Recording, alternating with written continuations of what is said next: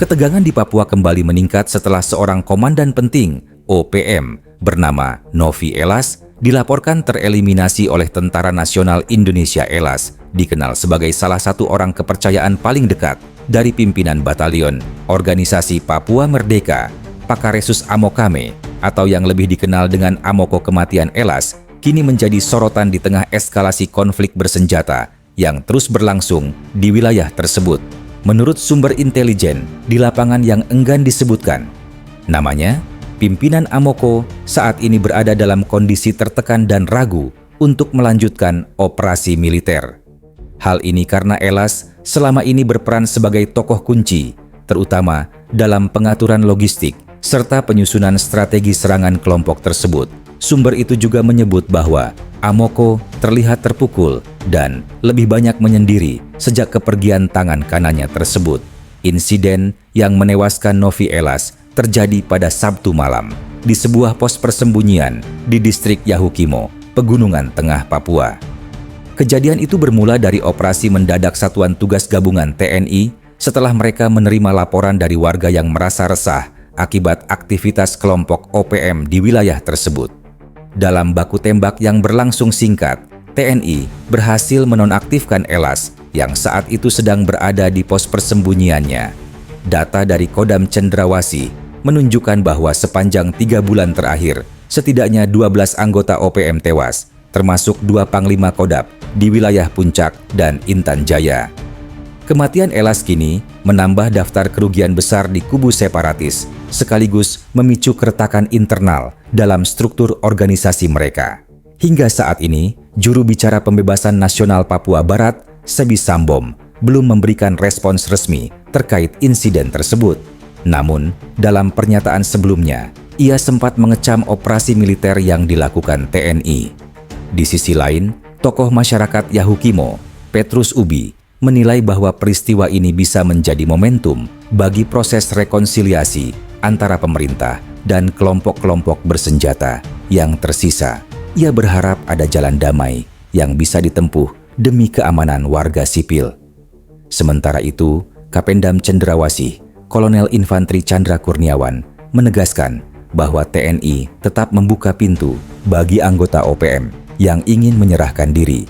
Ia menyampaikan bahwa pendekatan pemerintah saat ini jelas dan tegas. Mereka yang bersedia kembali ke NKRI akan difasilitasi, namun yang tetap melakukan tindakan kriminal akan ditindak sesuai prosedur. Di era pemerintahan Presiden Prabowo Subianto, operasi keamanan di Papua disebut berjalan lebih intensif dan terarah.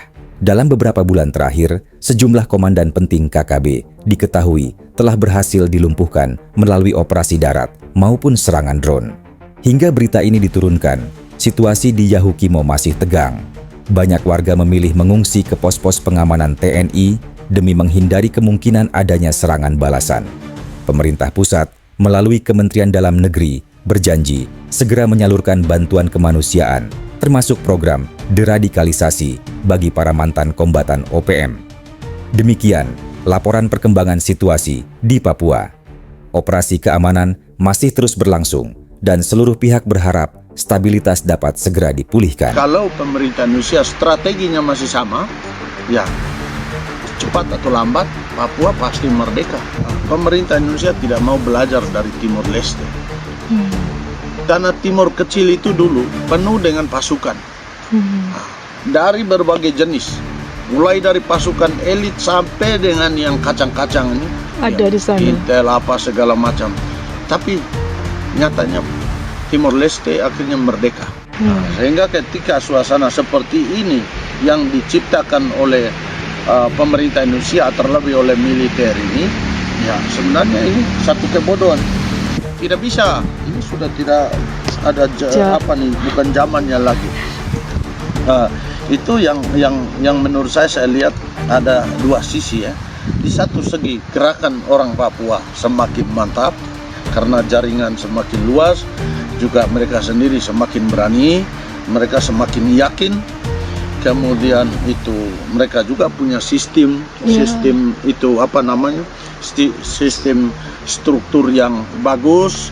Lalu sementara itu poin yang kedua, pemerintah Indonesia tidak mau belajar dari Timor Leste. Karena Timor kecil itu dulu penuh dengan pasukan. Dari berbagai jenis. Mulai dari pasukan elit sampai dengan yang kacang-kacang ini. Ada di sana. Intel apa segala macam. Tapi nyatanya Timor Leste akhirnya merdeka. Gitu. Dan tekanan yang sama saya pikir kalau pemerintah Indonesia strateginya masih sama, ya cepat atau lambat Papua pasti merdeka kalau caranya begitu. Gereja mendukung soal ketidakadilan, soal kekerasan terhadap manusia. Manusia siapa saja. Tentara juga kita berteriak ketika tentara dibunuh oleh OPM. Kita melihat bahwa itu OPM tidak bisa menghabiskan nyawa orang itu macam begitu. Jadi saya mau katakan kepada teman-teman yang merasa seperti atau berkesan bahwa gereja mendukung. Gereja bukan mendukung Papua merdeka, tapi gereja membela ketidakadilan, membela orang Papua mengalami kekerasan, membela orang Papua mati karena itu pelayan kesehatan tidak beres. Jadi sebenarnya ekosop yang kita bela itu.